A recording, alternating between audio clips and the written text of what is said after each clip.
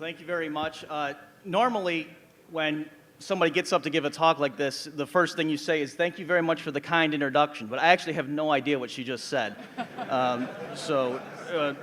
Just so you guys know, for what I just heard was, Robert Murphy, man, economy, and state. So I hope that what she said was at least true. Thank you.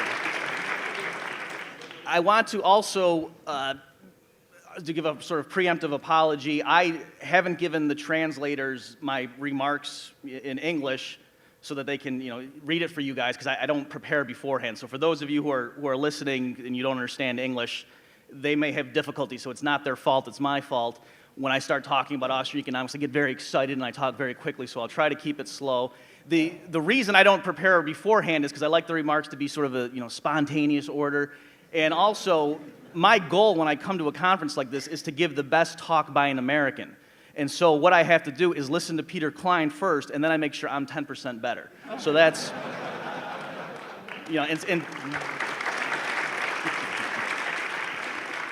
and I'm glad Peter was here for that one. So let me just, the thing a lot of you have been asking me during the breaks, the obvious thing is, is this your first time in Brazil? And I actually say this is my first time in the Southern Hemisphere. And so you say, well, how do you find it? And I haven't been out very much. All I've really been here is at this conference. So let me to sort of just let you guys know from the American perspective how the Mises Brazil conference, the similarities and dissimilarities between this conference and a typical American academic conference. So the first thing, of course, is the food here is phenomenal. We went to a steakhouse last night, and at this point, if I became a vegetarian, I would have no regrets. My life is complete. I've had enough more meat than any man deserves. Guido Hülsmann apparently is still there eating as we speak. He may come in an ambulance for Hoppe's lecture later today. They have his photo up on the wall because they just could not believe how much meat he ate last night. Another difference, a lot of you were asking in São Paulo, you say, Dr. Murphy, how do you feel about our state-run airport? And you expected me to be real critical, but actually I loved the airport, São Paulo, because the security was very easy. I didn't have to take my shoes off. I didn't have a $3 million machine scan me and have them radio and say, how does this guy look naked? And this part is actually true. Most of the stuff is jokes, but Peter Klein went through and the metal detector went off, and they just said, "Go right ahead." They didn't even care. And if you think about it, it's because they're very rational. They looked at Peter Klein. They said, "He's not a threat."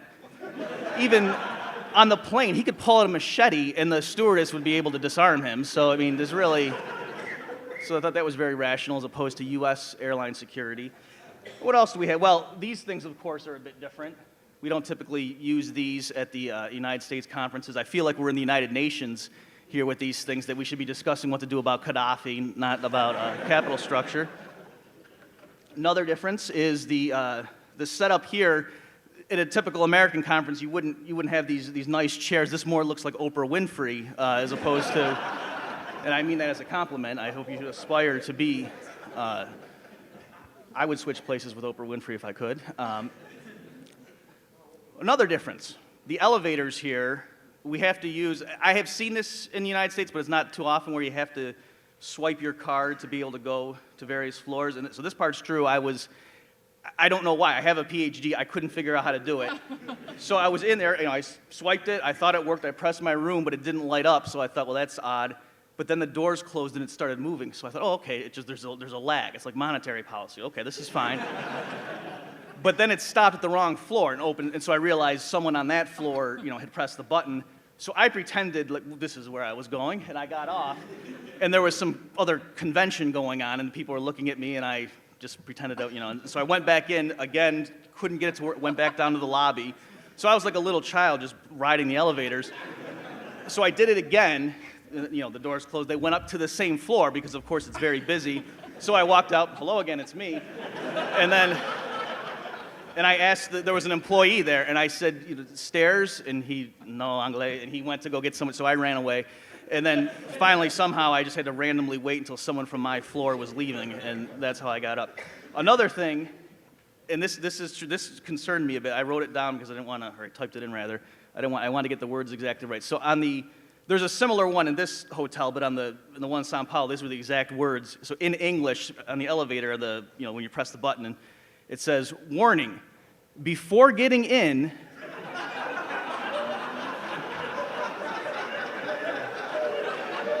All right.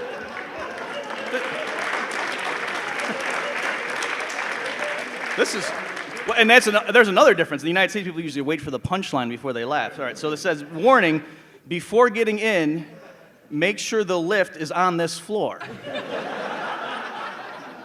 So I don't know, if that's a common occurrence in Brazilian elevators, but that's a good safety tip. You need to let foreigners know these things. Or now here, I don't mean to insult you guys or anything. This is, again, just the observation. I'm a scientist. I need to report these differences. So Americans, of course, they're very stereotypical. They are very elitist. And so when we think of Brazil, we think of jungles and gorillas, and and so I have to admit, it was a little bit funny when at the opening of this conference you said, "Yeah, the one speaker can't come here because he was attacked by a rattlesnake." That. I think you should next time just say, "Yeah, a supercomputer fell on his leg and broke it, and so therefore, he was working on robotics." And then I have one more observation, but it's a little bit avant-garde. I don't know. Do you want to hear it or? Yeah. Okay. Well, Elios, I'm a man of the people. They want to hear it. Okay. So it involves the toilet. Okay. Now it's not. Originally, I was going to do research about which way the toilets flushed. But I found something far more interesting. It's not in the restrooms by where they serve the food and where they're playing the Hayek Keynes video. But it's in the one by where the books are sold. So you should do some research afterward, the men, and you can maybe take a picture with your iPhone to show the women, because it's not fair that you miss out on this. In the urinals, so you guys know the word urinal. It's the male toilet. So there's a sticker, and it says "Automatico," okay, and it's showing a diagram of a guy standing like this, and it shows these things. It's Automatico, and there's two interesting things. The first thing is the guy is naked.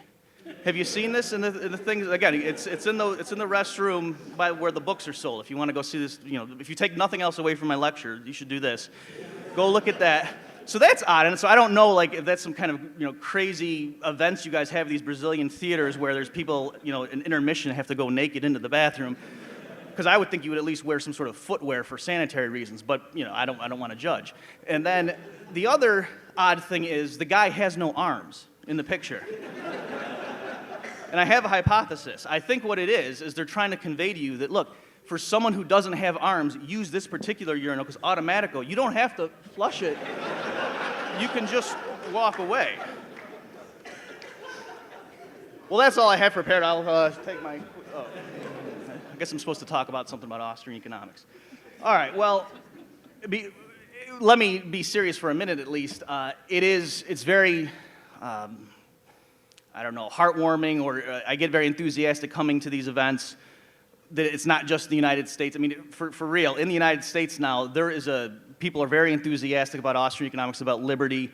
They're far more than they were before. People are getting really interested in it. I've seen a change. For example, I write articles for Mises.org, and 5 years ago, the sort of emails you would get about them, I would get from college students. They say, "Oh yeah, my professor loves Hayek, and so that's why I read this. It's good stuff." But within the last few years, because of the financial crisis, the emails are coming from people who work at a hedge fund. And so it's not that they're ideological. They're coming to the Austrian school. They want to know what Austrian economists think about deflation, inflation. What do you think about QE2?